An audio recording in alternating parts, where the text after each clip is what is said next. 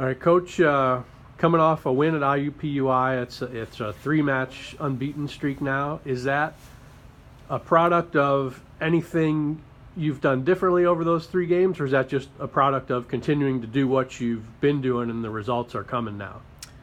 I think actually we've been pretty pleased with our performance over the last 4 games. It goes back to our IUPFW. We didn't defend quite as well as we wanted to, but I do think Cleveland State got our attention.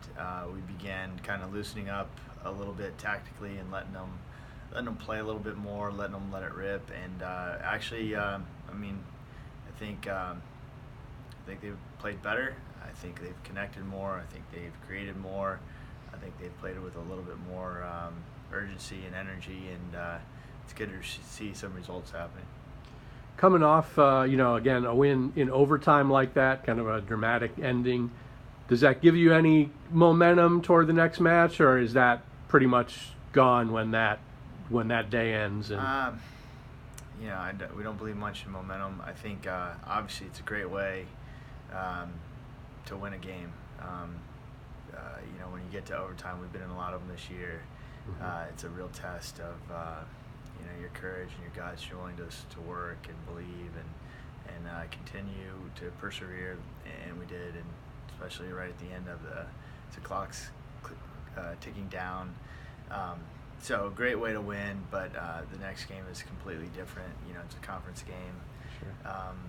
That was non-conference for both teams, so both teams wanted to win, but it's we're expecting quite a different match on Saturday night.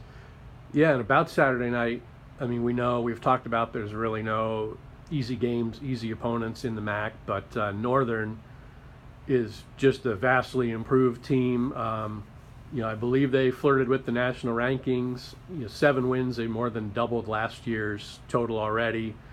It's a long trip out there. I guess just talk about this weekend and the challenges this match presents.